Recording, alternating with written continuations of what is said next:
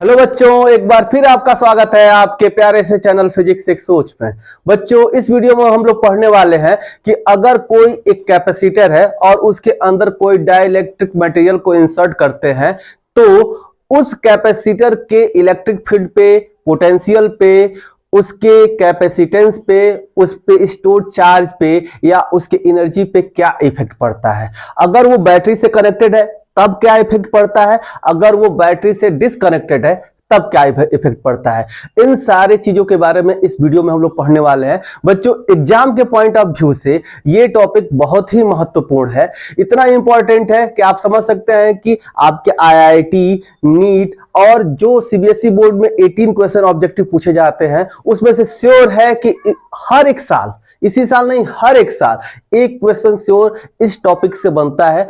तो आप इस टॉपिक को फोकस होकर पढ़िए और इतना इंपॉर्टेंट टॉपिक मैं बताने जा रहा हूं तो आप पहले ही वीडियो को लाइक कर दीजिए और जो लोग चैनल पर नए हों वो चैनल को सब्सक्राइब कर लें। चलिए स्टार्ट करते हैं आज का ये वीडियो। बच्चों, टॉपिक है effect of inserting a dielectric in a capacitor when it is disconnected, मतलब बैटरी से कनेक्टेड ना हो, डिसकनेक्टेड विद बैटरी, एंड दूसरे केस में जब ये किसी एक भी वोल्ट के बैटरी से ये क्या हो, कनेक्टेड हो। तो आप इसमें देखना है कि इसके कैपेसिटेंस पे क्या इफेक्ट पड़ता है, इसके चार्ज पे क्या इफेक्ट पड़ता है, इसके इलेक्ट्रिक फील्ड पे क्या इफेक्ट पड़ता है, इसके पोटेंशियल पे क्या इफेक्ट पड़ता है, पोटेंशियल एनर्जी पे क्या इफेक्ट पड़ता है, और जो ये इफेक्ट पड़ता है जो आपके सामने लिख दिया गया है सारी चीजें, वो क्यों पड़ता है, क्या कारण है, क्या इसके अंदर का फिजिक्स क्या है, इन सारी चीजों के बारे में हम पढ़ने वाले हैं। तो बच्चों चलिए स्टार्ट करते हैं। सबसे पहले कि कैपेसिटेंस, जो पहला इस पे इफेक्ट पड़ने वाला है कैपेसिटेंस पे है। अगर कोई कैपेसिटर है, इसके अंदर कोई डाइलेक्ट्रिक मटेरियल जिसका डाइलेक्ट्रिक कांस्टेंट के है, अगर इसको इसमें इंसर्ट किया जाएगा तो इसका जो कैपेसिटेंस होता है वो के टाइम्स बढ़ जाता है। क्यों? क्योंकि अगर इसके अंदर अगर एयर हो, कोई डाइलेक्ट्रिक मटेरियल ना रखा गया हो, तो इसका जो इनिशियल जो कैपेसिटेंस होता है C = ε0A/d होता है। यहाँ अगर इसके प्लेट्स का एरिया A है और इन दोनों प्लेट्स के बीच का डिस्टेंस D है, तो और इसके अंदर कोई एक डाइलेक्ट्रिक स्लैब को कंप्लीटली फिल कर दिया जाए जिसका डाइलेक्ट्रिक कांस्टेंट K है, तो ये आपका कैपेसिटेंस क्या हो जाता है, ε0A/d × K हो जाता है, मतलब K टाइम इसका डाइलेक्ट्रिक कांस्टेंट बढ़ जाता है। इसका डेरिवेशन आपको बताया गया है। तो इस केस में जब ये बैटरी से न भी जुड़ा हो फिर भी इसका डाइलेक्ट्रिक मतलब कांस्टेंट K इंसर्ट करने से, कोई डाइलेक्ट्रिक मटेरियल में इंसर्ट करने से इसका क्या बढ़ जाता है, कैपेसिटेंस बढ़ जाता है। और अगर ये बैटरी से कनेक्टेड है और उस समय भी अगर हम इसको इंसर्ट करेंगे किसी एक डाइलेक्ट्रिक मटेरियल से, तो इसका कैपेसिटेंस क्या हो जाएगा, इंक्रीज हो जाएगा। अब इसमें हम सेकेंड इफेक्ट देखते हैं बच्चों कि इसके चार्ज पे इफेक्ट क्या पड़ता है। तो बच्चों दोनों केसेस में कैपेसिटेंस तो बढ़ गया है। अब कैपेसिटेंस बढ़ने का मतलब क्या है कि वो और भी चार्जेस को क्या कर सकता है, स्टोर कर सकता है। उसके चार्ज के स्टोर करने की जो पावर है, जो कैपेसिटी है, वो क्या हो चुकी है, बढ़ चुकी है। यानी कि उसको कहीं एक्सटर्नल सोर्स से चार्ज मिलेंगे तो अपने नंबर के अंदर क्या कर लेगा, वो स्टोर कर लेगा। तो बच्चों अगर ये जो आपका कैपेसिटर है ये किसी एक्सटर्नल सोर्स से जुड़ा ही नहीं है तो इसको कहीं से चार्ज मिलेगा ही नहीं, तो चार्ज को कैसे स्टोर करेगा, जितना इनिशियल चार्ज था उतना ही इसके ऊपर चार्ज रहेगा। तो इस केस में इसके चार्ज पे कोई इफेक्ट नहीं पड़ता है, जितना इनिशियल चार्ज है उतना ही इसका फाइनल चार्ज होता है, यानी कि no effect on charge. But ये बच्चों इस केस में ये जो V वोल्ट के बैटरी से जुड़ा हुआ है और ये बैटरी क्या होती है, सोर्स ऑफ इलेक्ट्रिकल एनर्जी होती है, मतलब सोर्स ऑफ चार्जेज होती है, और इसका कैपेसिटेंस बढ़ चुका है, इस कारण ये और भी चार्जेज को क्या कर लेगा, स्टोर कर देगा। तो इस केस में इस पे जो चार्ज होगा वो कांस्टेंट ना होकर इस पे ये K टाइम्स क्या हो जाएगा, बढ़ जाएगा। जितना इसका डाइलेक्ट्रिक कांस्टेंट रहेगा उतना टाइम इसका इस पे चार्ज क्या हो जाएगा, इंक्रीज हो जाएगा। तो चार्ज इस केस में इंक्रीज हो जाता है कब, जब कोई भी कैपेसिटर किसी एक्सटर्नल बैटरी से जुड़ा हो, कनेक्टेड विद अ बैटरी हो, और इसके अंदर कोई डाइलेक्ट्रिक मटेरियल को हम क्या करा रहे हो, इंसर्ट करा रहे हैं। तो दूसरी बात आपने बहुत ठीक से समझा। अब चलिए थर्ड केस में। बच्चों आप ये थर्ड केस ध्यान दीजिए, जब आपको पढ़ाया जा रहा था कि अगर किसी डाइलेक्ट्रिक मटेरियल को किसी पैरेलल प्लेट कैपेसिटर के अंदर रख दिया जाए तो वहां पे डाइलेक्ट्रिक कांस्टेंट क्या हो जाता है, ये सारी चीजें जब बता रहा था तो वहां पे ये समझाया गया था कि इलेक्ट्रिक फील्ड की वैल्यू डिक्रीज कर जाती है। कैसे डिक्रीज कर जाती है, थोड़ा सा यहां पे समझिए।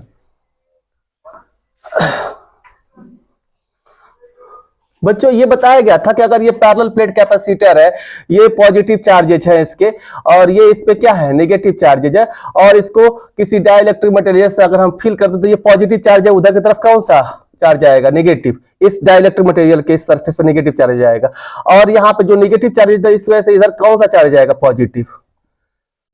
और जब ये प्लेस नहीं किए थे तो इसके जो इस प्लेट की वजह से, दोनों प्लेट्स की वजह से जो एक्सटर्नल इलेक्ट्रिक फील्ड था वो कितना था, ई नॉट था। और जब इसके अंदर ये डाइलेक्ट्रिक मटेरियल को इंसर्ट कर दिया गया है तो इसके अपोजिट डायरेक्शन में, पहले पॉजिटिव चार्ज इधर था, नेगेटिव चार्ज इधर था प्लेट पर, तो इलेक्ट्रिक फील्ड इधर की तरफ था और कितना था, ई नॉट था। अब ये डाइलेक्ट्रिक मटेरियल पर भी चार्जेज आ गए हैं तो इसकी वजह से जो इलेक्ट्रिक फील्ड प्रोड्यूस होगा वो ई डैश होगा और इसके अपोजिट डायरेक्शन में होगा। तो रिजल्टेंट जो इलेक्ट्रिक फील्ड होगा, ई रिड्यूस्ड इलेक्ट्रिक फील्ड होगा, वो किसके बराबर हो जाता है बच्चों, ये ई नॉट जो एक्सटर्नल इलेक्ट्रिक फील्ड है माइनस ई डैश के, मतलब इसके अंदर जो डाइलेक्ट्रिक के अंदर जो इलेक्ट्रिक फील्ड हो जाता है ई रिड्यूस्ड, वो कितना हो जाएगा, ई हो जाता है। ठीक है, और आपको बताया गया था कि जो डाइलेक्ट्रिक कांस्टेंट होता है वो ई एक्सटर्नल अपन क्या होता है, ई रिड्यूस के बराबर होता है। मतलब ये बाहर वाले इलेक्ट्रिक फील्ड का अपॉन में ये अंदर वाले इलेक्ट्रिक फील्ड का जो रेशियो होता है वही डाइलेक्ट्रिक कांस्टेंट के होता है, आपको बताया गया था। और इसी की वैल्यू कितनी आई थी, एप्सिलॉन अपॉन एप्सिलॉन नॉट भी आई थी। तो आप यहां से देख सकते हैं कि जो ये रिड्यूस इलेक्ट्रिक फील्ड हो जाता है वो ई नॉट बाई के हो जाता है। तो अगर इसके अंदर कोई डाइलेक्ट्रिक कांस्टेंट वाले के वाले मटेरियल को इसके अंदर अगर इंसर्ट किया जाएगा तो इलेक्ट्रिक फील्ड क्या हो जाता है, डिक्रीज हो जाता है।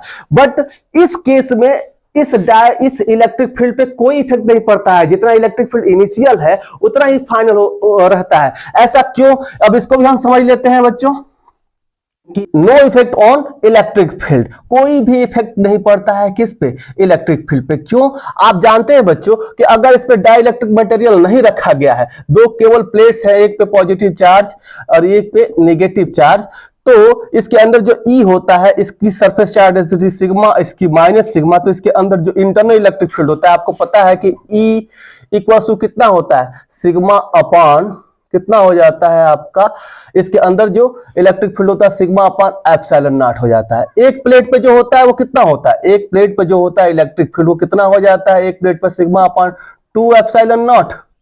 एक प्लेट पर जो इलेक्ट्रिक फील्ड होता है वो सिग्मा अपॉन, एक प्लेट के वजह से 2 एप्सिलॉन नॉट, और दोनों की वजह से ऐड किया गया तो सिग्मा अपॉन एप्सिलॉन नॉट होता है। आप ये पता है आपको पहले से। बट जब यहां पे रखा जाता है और इसकी जो वैल्यू है, ये इस सिग्मा की वैल्यू क्या होती है, इस पे जो चार्जेज है, मान लीजिए ये सिग्मा की वैल्यू क्या होती है, क्यू नॉट जो चार्ज है अपॉन में जो इसकी एरिया है। ठीक है, बट जब ये ई नॉट, सपोज कीजिए ये ई नॉट की वैल्यू है, ठीक है, लेकिन जब इसके अंदर डाइलेक्ट्रिक मटेरियल के वाले डाइलेक्ट्रिक मटेरियल इंसर्ट किया जाता है जिसका डाइलेक्ट्रिक कांस्टेंट के है, तब क्या हो जाता है, तब जो ये न्यू इलेक्ट्रिक फील्ड हो जाएगा वो कितना हो जाएगा आपका।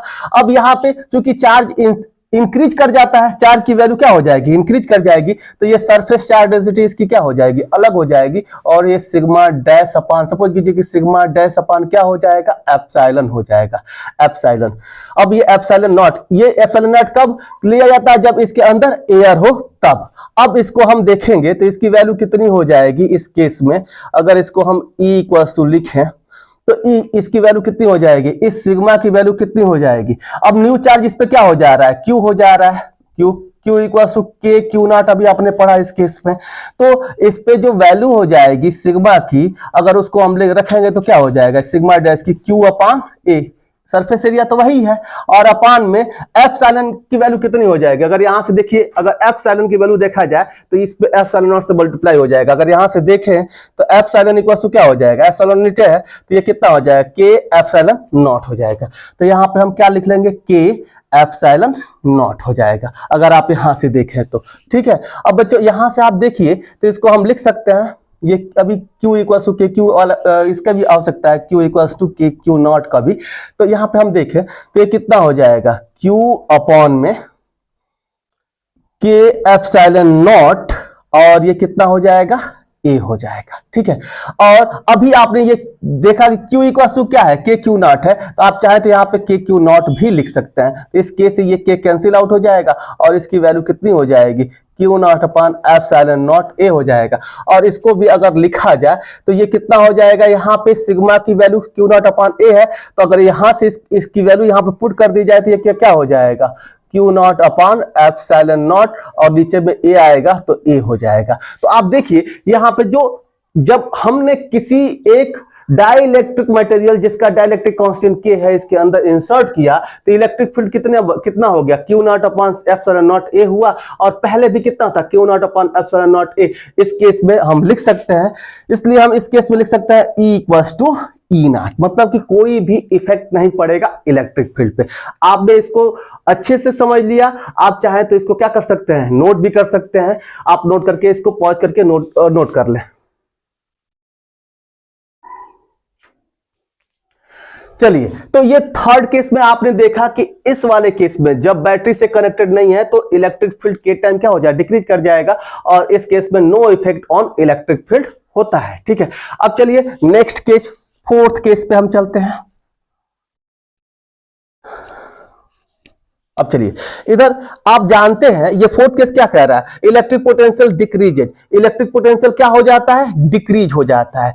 क्यों डिक्रीज हो जाता है, आपको पोटेंशियल ग्रेडियंट बताया गया था बच्चों की डीवी अपान जो डी आर होता है वो माइनस ई के बराबर होता है। ये potential gradient negative of electric field के बराबर होता है। ठीक है, ये माइक्रोस्कोपिकली अगर केवल इसका मैग्नीट्यूड लिया जाता है तो मैग्नीट्यूड क्या हो जाता है, डीवी अपान डी आर, और इसको मॉड ऑफ ई लिख सकते हैं हम, केवल मैग्नीट्यूड लिया जाए डीवी अपॉन डी आर हो जाएगा। और ये माइक्रोस्कोपिक है, अगर मैक्रोस्कोपिक लिया जाए, बड़े स्तर पर लिया जाए तो ये भी अपॉन आर को डिस्टेंस, आर डिस्टेंस है, इसको हम डी भी रख सकते हैं, इक्वल टू क्या लिख सकते हैं, ई। तो भी इक्वल टू क्या हो जाएगा, ई इंटू डी भी हो जाएगा।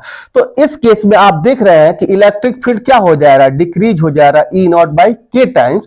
तो इलेक्ट्रिक पोटेंशियल भी क्या हो जाएगा, के टाइम यहाँ पे क्या हो जाएगा, डिक्रीज कर जाएगा। यहाँ पे अगर देखा जाए तो ये भी इक्वल टू ई इंटू क्या हो जाएगा, डी। अगर यहाँ पे आप देखेंगे तो भी इक्वल टू आप क्या लिख सकते हैं, E not by K into D, और ये भी equal to E not into D क्या हो जाएगा, ई नॉट इंटू डी, यही आपका वी नॉट हो जाएगा अपान के। यानी कि आपका जो पोटेंशियल हो जाएगा वो कितने टाइम क्या हो जाएगा, के टाइम डिक्रीज कर जाएगा। बट इस केस में आप देखें कि no effect on electric potential. जब बच्चों इस केस में इलेक्ट्रिक फील्ड पर ही कोई इफेक्ट नहीं पड़ेगा, तो अगर यहां पे ई पर ही कोई इफेक्ट नहीं पड़ेगा, ई इक्वल ई नॉट ही रहेगा, तो भी पे क्या इफेक्ट पड़ने वाला है, डिस्टेंस हम बदल ही नहीं रहे हैं, ये डी हमने कुछ बदला ही नहीं, डिस्टेंस को बदला ही नहीं, तो इलेक्ट्रिक पोटेंशियल पर क्या इफेक्ट पड़ने वाला है, no effect on electric potential. Electric field नहीं बदलेगा तो इलेक्ट्रिक पोटेंशियल भी आपका नहीं बदलेगा, आप यहां पे देख सकते हैं। ठीक है, अब चलते हैं नेक्स्ट और लास्ट जो डिफरेंस है उस पे चलते हैं। ये क्या कहता है, ये जो पोटेंशियल एनर्जी होती है, पोटेंशियल एनर्जी पे क्या इफेक्ट पड़ता है। तो आप देखेंगे जब ये डिसकनेक्टेड विद बैटरी हो, मतलब कि ये जो आपका ये कैपेसिटर हो वो डिसकनेक्टेड विद बैटरी, मतलब बैटरी से ना जुड़ा हुआ और कंप्लीटली फील्ड हो किसी डाइलेक्ट्रिक मटेरियल से, उस केस में क्या होता है, ये के टाइम्स एनर्जी क्या होती है, पोटेंशियल एनर्जी डिक्रीज हो जाती है। क्यों, क्योंकि हम जानते हैं बच्चों की ये जो पोटेंशियल एनर्जी होती है इनिशियली जो इसकी पोटेंशियल एनर्जी होगी, जब इसके अंदर कोई भी डाइलेक्ट्रिक मटेरियल नहीं रखा गया तो यू नॉट इक्वल टू क्या होगा, half q naught square upon c होगा। ये फॉर्मूला आप जानते हैं, ये फॉर्मूला आपको बताया गया था इलेक्ट्रिक पोटेंशियल एनर्जी का जब डेरिवेशन आपको कराया गया था तब। अब जब इस पे के डाइलेक्ट्रिक कांस्टेंट वाला अगर कोई मटेरियल इसमें इंसर्ट करा दिया जाए तो अब क्या हो जाएगा, U equals to half q square upon c हो जाएगा। अगर यहाँ पे वैल्यूज पुट किया जाए तो ये हाफ, और यहाँ पे इस केस में आपने देखा कि इस केस में चार्ज इंक्रीज नहीं करता है, चार्ज इंसर्ट करने के बाद जो इनिशियल चार्ज होता है वही फाइनल चार्ज होता है। तो ये जो फाइनल चार्ज है वो इनिशियल चार्ज के बराबर ही रहेगा क्यू नॉट स्क्वायर, बट इसका कैपेसिटेंस के टाइम्स क्या हो जाता है, बढ़ जाता है। अभी आपको पहले और दूसरे में ये बताया गया था, पहले और दूसरे पॉइंट में ये बताया गया था। ठीक है, तो अब चलिए ये के टाइम्स इंक्रीज कर जाएगा तो ये क्या हो जाएगा, के सी नॉट, तब इसको हम लिख सकते हैं, के को आप कॉमन कर सकते हैं 1 बाई के को, तो ये क्या बचा यहाँ पे, half q naught square upon c naught. तो half q naught square upon c naught क्या है, यही तो आपका यू नॉट है, तो आप इसको क्या लिख सकते हैं, U equals to U not by K. यानी कि आपका जो पोटेंशियल एनर्जी है वो के टाइम क्या हो जाएगा, डिक्रीज हो जाएगा। बट इस केस में कांस्टेंट नहीं रहता, इस केस में के टाइम पोटेंशियल एनर्जी क्या हो जाती है, इंक्रीज हो जाती है। कैसे बच्चों, आप यहाँ पे देखेंगे तो इनिशियली जब इसके अंदर कोई भी आप डाइलेक्ट्रिक कांस्टेंट को इंसर्ट नहीं किए थे तो इनिशियल इसका एनर्जी U इक्वल टू कितना होगा, हाफ आप यहाँ पे लिख सकते हैं Q not square upon C not का। लेकिन फाइनली कितना हो जाएगा, फाइनल कितना हो जाएगा, half Q square upon C।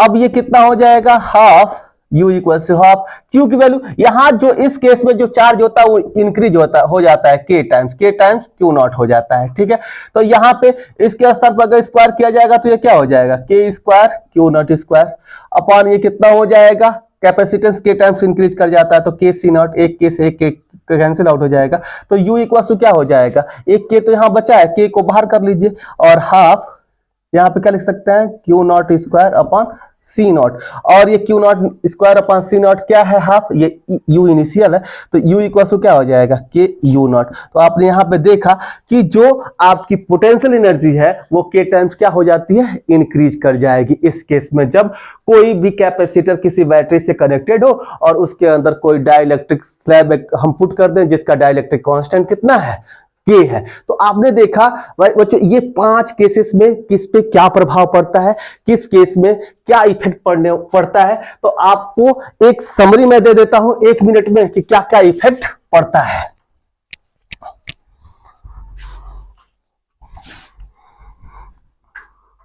तो बच्चों बस आपको इतना याद रखना है कि दोनों केसेस में बैटरी कनेक्टेड हो या डिसकनेक्टेड हो या कनेक्टेड हो, इन दोनों केसेस में आप ये देखेंगे कि जो ये कैपेसिटेंस होता है आपका दोनों केसेस में इंक्रीज करता है, दोनों केसेस में इंक्रीज करता है जब उसके अंदर डाइलेक्ट्रिक मटेरियल को क्या किया जाए, इंसर्ट किया जाए। तो दोनों केसेस में ये इंक्रीज करता है। चार्ज अगर बैटरी से डिसकनेक्टेड अगर मतलब कि ये कैपेसिटर है तो चार्ज क्या है, रिमेन्स कांस्टेंट होता है, चार्ज पे कोई इफेक्ट नहीं पड़ता, ये कांस्टेंट रहता है। ठीक है, बट इस केस में जब बैटरी से कनेक्टेड होता है तो इसमें चार्ज क्या होता है, चार्ज इंक्रीज करता है K टाइम्स, जो भी इंक्रीज करेगा K टाइम या डिक्रीज करेगा तो K टाइम डिक्रीज करेगा। ठीक है, तीसरी चीज इसमें जो आपका इलेक्ट्रिक फील्ड है वो क्या होता है, डिक्रीज करता है। पोटेंशियल भी इसमें क्या होता है, डिक्रीज करता है।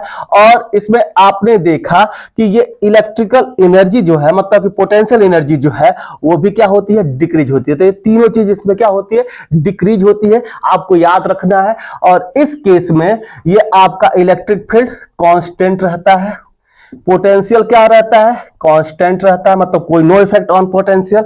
एंड यहां पे पोटेंशियल एनर्जी क्या होती है, K टाइम्स इंक्रीज हो जाती है। तो जो भी डिक्रीज होगा वो K टाइम्स डिक्रीज होगा, जो भी इंक्रीज होगा वो K टाइम्स इंक्रीज होगा। जो कांस्टेंट रहेगा उसके तो वैल्यू पर कोई इफेक्ट ही नहीं पड़ने वाला है। तो बच्चों आपने देखा कि जब किसी डाइलेक्ट्रिक मटेरियल को किसी भी कैपेसिटर के अंदर हम इंसर्ट करते हैं और वो बैटरी से जुड़ा हो या ना जुड़ा हो तो उसके कैपेसिटेंस, उसके पोटेंशियल, उसके चार्ज, उसके इलेक्ट्रिक फील्ड, उस पे जो स्टोर्ड एनर्जी है उस पर क्या प्रभाव पड़ता है। बच्चों इतना अच्छा टॉपिक इतने अच्छे तरीके से आपको समझाया गया। अगर आपको ये वीडियो अच्छा लगा हो तो वीडियो को लाइक कर दें और जो लोग चैनल पर नए हो वो चैनल को सब्सक्राइब कर लें। आज के लिए बस इतना ही, मिलते हैं अगले वीडियो में। जय हिंद।